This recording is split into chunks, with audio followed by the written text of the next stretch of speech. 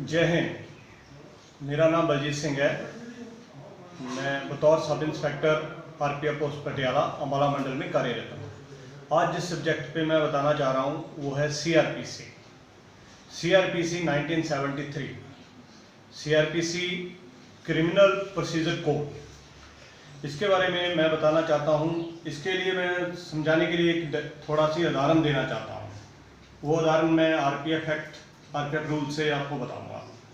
जैसे RPF act है वो एक छोटा पेड़ की तरह है और आरपीएफ रूल्स जो बड़ा है उसको विस्तृत रूप से उसकी प्रक्रिया को बता रहा है। जैसे एक छोटा उसमें दंड बताया गया है, ट्रांसफर बताया गया, लेकिन पूरी प्रक्रिया नहीं बताई गई है।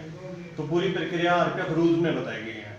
इसलिए रूल्स जो है वो शाखाएं हैं और आरपीएफ एक्ट एक पेड़ है। इसी तरह जो सीआरपीसी है वो एक शाखाएं की तरह काम करती है और पेड़ की तरह, जैसे IPC, RPDP act, railway act and others act, जैसे ये एक्ट हैं, ये एक छोटे छोटे पेड़ हैं।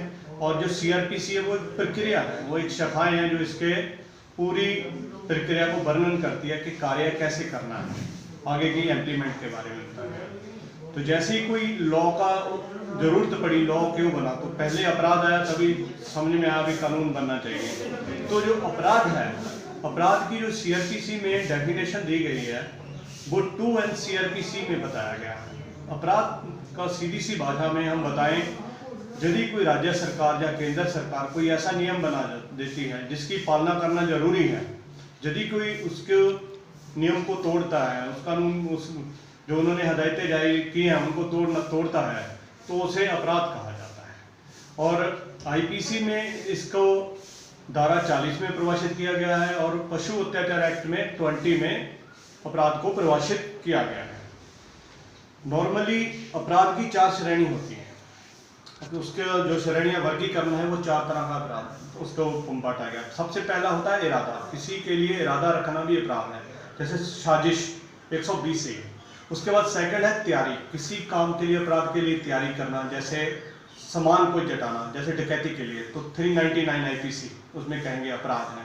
तीसरी इसकी जो श्रेणी आ जाती है वो आ जाती है प्रयास, अटेम्प्ट करना, जैसे सिंपल सी बोलते हैं अटेम्प्ट टू मर्डर, धारा 307। और चौथा जो प्रक्रिया लास्ट इसकी श्रेणी है प्रयास, सब संसाधन जुटाने के बाद, तैयारी करने के बाद, प्रयास करने के बाद कोई अपराध को अंजाम दे देना, तो कमीशन बोलते हैं अपराध का पूरा हो गया। नॉर्मली अपराध को जो डेफिनेशन किया गया है वो बेलेबल ऑफेंस और नॉन बेलेबल ऑफेंस में किया गया है। बेलेबल ऑफेंस की धारा 2A में और उसी में नॉन बेलेबल के बारे में बताया गया है।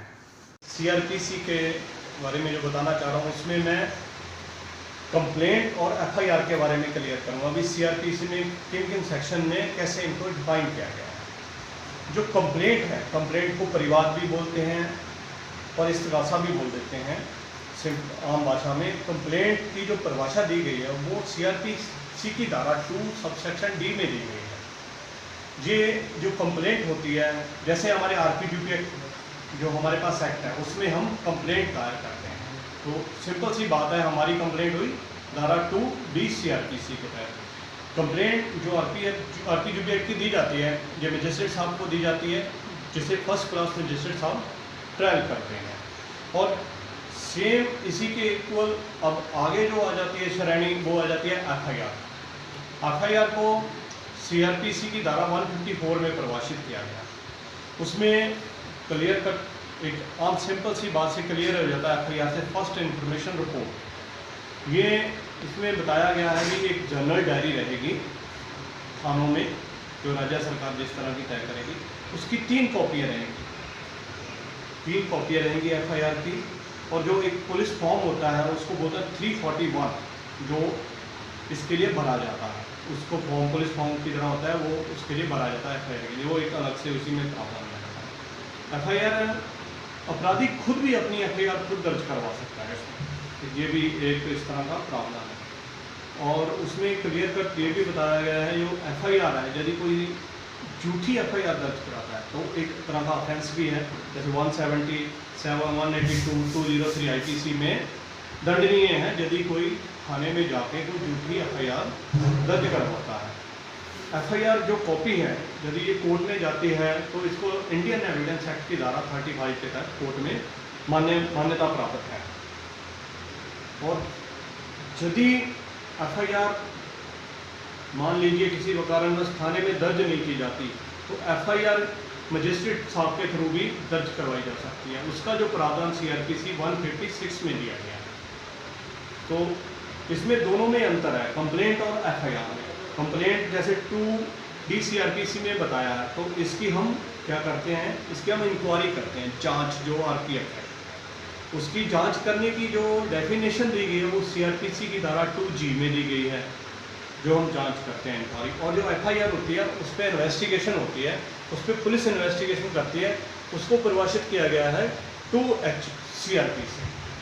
ये मेन चीज़ें जो हमें देखने वाली हैं कि 2D जो सीआरपीसी है वो कंप्लेंट रहती है और एफआईआर 154 सीआरपीसी में एफआईआर को अलग से परिभाषित किया गया है। सीआरपीसी में गिरफ्तारी में के संबंध में क्या क्या पावरें हैं पुलिस को, क्या उसकी प्रक्रिया है, इसके संबंध में मैं इसके बारे में चर्चा करूंगा। सीआरपीसी में से सबसे पहले यह बताया गया है कि किन किन हालातों में पुलिस ऑफिसर आरपीएफ बिना वारंट गिरफ्तारी कर सकते हैं। सीआरपीसी की धारा 41 सीआरपीसी में बिना वारंट गिरफ्तारी के कारण बताए गए हैं, किन किन कारणों में गिरफ्तार किया जा सकता है। 41 सीआरपीसी को समझने के लिए एक बहुत ही सरल उपाय है, एक इंग्लिश का वर्ड है सिप्स ऑर्डर। सिप्स ऑर्डर, इसके स्पेलिंग है CIPSODERR। हर मीनिंग का एक अर्थ निकलेगा जिसको आप समझ लेंगे तो इस धारा को बड़ी ही आसानी से समझ जाएंगे और आपको अपनी पावर के बारे में, आपकी शक्ति के बारे में बहुत ही अच्छे तरीके से ज्ञान हो जाएगा। सबसे पहले है सिप्स ऑर्डर का सी वर्ड, इसका मीनिंग है कॉग्निजेबल ऑफेंस। यदि कोई अपराधी हस्तक्षेप अपराध करता है तो पुलिस अधिकारी उसको बिना वारंट अरेस्ट कर सकता है। सेकंड है वर्ड आई का मतलब है इंप्लीमेंट ऑफ हाउस ब्रेकिंग, गृह वेदन। यदि कोई अपराधी के पास गृह वेदन का कोई औजार प्राप्त मिलता है, ऐसी कोई चीज वस्तु मिलती है, तो पुलिस अधिकारी उसको बिना वारंट अरेस्ट कर सकता है। तीसरा पॉइंट है पी का मतलब प्रोक्लेम्ड ऑफेंडर्स, घोषित अपराधी। सीआरपीसी की धारा 82 सीआरपीसी में एक प्रक्रिया होती है, उसके तहत यदि किसी को घोषित अपराधी कर दिया जाता है कोर्ट द्वारा, राज्य सरकार द्वारा, तो उसको कहीं भी भारतवर्ष में बिना वारंट अरेस्ट किया जा सकता है। तीसरा है चौथा है S point, S for stolen property. Stolen property के बारे में धारा 410 आईपीसी के बारे में बताया गया है। उसके आधार पे स्टॉलन प्रॉपर्टी के संबंध में आप ऐसे अपराधी को बिना वारंट अरेस्ट कर सकते हैं। उसके नेक्स्ट पॉइंट है पांचवा है ओ, सिप्स ऑर्डर का जो पांचवा वर्ड है वो है ओ है ऑब्स्ट्रक्शन, रुकावट डालना। यदि कोई सरकारी पुलिस अफसर किसी ड्यूटी पर तैनात है, उसकी ड्यूटी में रुकावट डाली जाती है, तो ऐसे व्यक्ति को बिना वारंट अरेस्ट किया जा सकता है। नेक्स्ट है D for desert of army. भारत की तीनों सेनाएं, जल थल वायु, इसमें से यदि कोई भगोड़ा हो जाता है सैनिक, उसको बिना वारंट अरेस्ट करने की शक्ति है पुलिस अधिकारी को। नेक्स्ट है एक्स्ट्राडिशन। एक्स्ट्राडिशन का मतलब होता है प्रत्यार्पण। यदि कोई ऐसा अपराधी है किसी देश में, उसने अपराध कर दिया है, उस दोष को छोड़कर वो दूसरे देश में चला जाता है, तो उस देश की सरकार उसको बिना वारंट अरेस्ट करवा सकती है। मान लीजिए यदि किसी ने अपराध किया दूसरे देश में और वो भाग के भारत में आ गया है, तो भारत की सरकार ऐसे व्यक्ति को बिना वारंट अरेस्ट करवा सकती है और जिस देश में उसने अपराध किया है उस व्यक्ति को उस देश को सुपुर्द किया जाएगा। उसके बाद है आर फॉर रिलीज्ड। धारा 356 का पॉइंट जो 5 है उसमें कुछ शर्तें होती हैं जब किसी को रिलीज किया जाता है किसी अपराधी को। यदि वो अपराधी रिलीज के दौरान उन शर्तों की उल्लंघना करता है तो उसको दोबारा फिर बिना वारंट अरेस्ट किया जा सकता है। नेक्स्ट है रिक्वेस्ट, जो मांग पत्र के आधार पे रहती है। मान लीजिए कोई सीनियर अधिकारी है थाने में, वो अपने किसी नीचे वाले अधिकारी को एक पावर दे देता है मौखिक या लिखित, भाई आप इस संबंध में उसको गिरफ्तार कीजिए, तो वो व्यक्ति ऐसे व्यक्ति को बिना वारंट अरेस्ट कर सकता है। इसके अलावा बिना वारंट जो गिरफ्तार करने का अधिकार है, आरपीएफ के अपने जो एक्ट रूल्स हैं, पावर्स हैं, उसमें भी बिना वारंट गिरफ्तार करने का अधिकार है। आरपीएफ आरपीएफ एक्ट में धारा 12 और 13 में शक्तियां हैं बिना वारंट अरेस्ट करने की। उसके बाद रेलवे एक्ट की धारा 179 का पॉइंट 2 में 29 सेक्शंस ऐसे हैं जिसमें बिना वारंट अरेस्ट करने की पावर है, और धारा 180 में बिना वारंट अरेस्ट करने की आरपीएफ को पावर है, और आरपीयूपी एक्ट की धारा 6 में आरपीएफ बल सदस्यों को बिना वारंट अपराधी को गिरफ्तार करने की शक्ति प्रदान की गई है। अब नेक्स्ट इसके बाद समझने वाली बात यह है कि गिरफ्तारी होती क्या है। गिरफ्तारी के बारे में समझने के लिए मैं थोड़ा सा आपको बताना चाहूंगा कि गिरफ्तारी एक भाववाचक शब्द है जिसको महसूस किया जा सकता है। जहां साधारण शब्दों में कहते हैं कोई विधि पूर्ण कानून के तहत, मर्यादा के तहत किसी अपराधी को किसी अपराध के सिलसिले में पकड़कर उसकी स्वतंत्रता से वंचित कर देना गिरफ्तारी कहलाता है।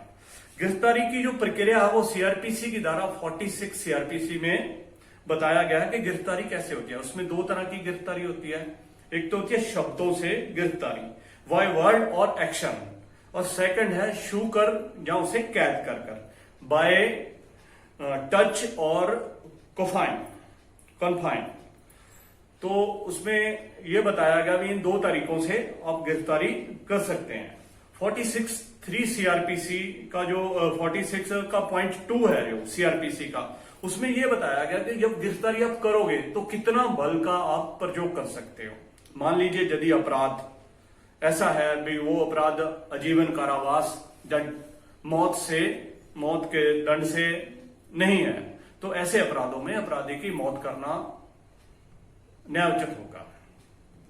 उसके बाद 46 का 3 सीआरपीसी में यह बताया गया है यदि जो पुलिस अधिकारी है यदि वो किसी अपराधी की गिरफ्तारी बल से, गलत बल का प्रयोग करके या दुश्मनी से या उसको अवैध रूप से बंदी बनाता है तो उसके खिलाफ भी कार्रवाई हो सकती है। उसके खिलाफ जो कार्रवाई होगी फिर पुलिस अधिकारी के खिलाफ, वो धारा 220 और 342 आईपीसी के तहत उस पुलिस अधिकारी के खिलाफ कार्रवाई हो सकता है यदि वो इस तरह की गिरफ्तारी गलत तरीके से करता है। धारा 47 सीआरपीसी ये हमें बताती है, एक स्वाभाविक सी बात है, कोई अपराधी अपराध करेगा तो वो उस जगह को छोड़कर कहीं छुपने की कोशिश करेगा। तो 47 सीआरपीसी में बताया गया है यदि कोई अपराधी अपराध कर कर किसी घर में घुस जाता है तो जो पकड़ने वाला अधिकारी है बिना वारंट अरेस्ट कर सकता है। वो उस घर में जाके उस मालिक को कहेगा भी मैं ऐसे ऐसे इसको अरेस्ट करना चाहता हूं, और उस मकान मालिक वो प्रॉपर उसको हर सुविधा प्रदान करेगा। 47 का 2 है यदि वो उस तरह की सुविधा मकान मालिक प्रदान नहीं करता है तो जो पुलिस अधिकारी है वो उस मकान का खिड़की दरवाजा तोड़कर अंदर घुस सकता है और अपनी प्रॉपर कार्रवाई कर सकता है। लेकिन एक बात ध्यान देने वाली ये है, उस स्थान पे यदि कोई महिला है तो उसकी मान मर्यादा को पूरा ध्यान रखा जाएगा, रीति रिवाजों की अच्छी तरह से पालना की जाएगी। उस महिला को वहां से निकलने का, यदि वो अपराध से संबंधित नहीं है तो उसको निकलने का प्रॉपर उचित अवसर दिया जाएगा। उसके बाद धारा 50 सीआरपीसी जो अपराधी के लिए है, उसके लिए उसका जो राइट है उसके बारे में बताया गया है। अपराधी ये पूछ सकता है पुलिस अधिकारी से भी मुझे बताया जाए मेरा क्या अपराध है, मुझे क्यों गिरफ्तार किया जा सकता है, और इसमें जो पुलिस अधिकारी है उसको प्रॉपर उसको बताना पड़ेगा कि मैं आपको इस जुर्म में इस कारण गिरफ्तार कर सकता हूं। गिरफ्तारी के तो उसकी जो जमा तलाशी है वो कैसे ली जाएगी, तो वो प्रक्रिया है 51 सीआरपीसी में बताया गया है। 51 का 1 पॉइंट है पुरुष की तलाशी, इसमें पुरुष की तलाशी लेने की प्रक्रिया है। 51 का 2 है महिला की जमा तलाशी। महिला की जमा तलाशी महिला द्वारा ही ली जाएगी और उसकी मान मर्यादा को प्रॉपर ध्यान में रखकर ही ली जाएगी। इस चीज का विशेष ध्यान रखना होता है कि महिला की जमा तलाशी महिला द्वारा ही ली जाए। इसके बाद जो प्रॉपर कार्रवाई है वो होने के उपरांत नेक्स्ट जो प्रक्रिया शुरू हो जाती है वो ये है कि जब हमने प्रॉपर कार्रवाई कर ली है तो नेक्स्ट कार्रवाई करने के बाद उसको कोर्ट में प्रोड्यूस करना होता है। इसके बारे में धारा 57 सीआरपीसी में बताया गया है यदि कोई अपराधी हम पकड़ लेते हैं तो उसको 24 घंटे के भीतर गिरफ्तार करने के उपरांत 24 घंटे के भीतर जो संबंधित कोर्ट है उसमें प्रस्तुत किया जाएगा। यदि उस अपराधी का हमने रिमांड लेना है, पुलिस रिमांड लेना है, तो उसका प्रावधान 167 का 2 है पुलिस रिमांड लेने का। यदि जुडिशियल कस्टडी भेजना है तो 167 का 3 पॉइंट है, तो उसके तहत हम कोर्ट में एप्लीकेशन दायर करके उसको जुडिशियल कस्टडी के लिए मजिस्ट्रेट के सामने रिक्वेस्ट कर सकते हैं। जय हिंद।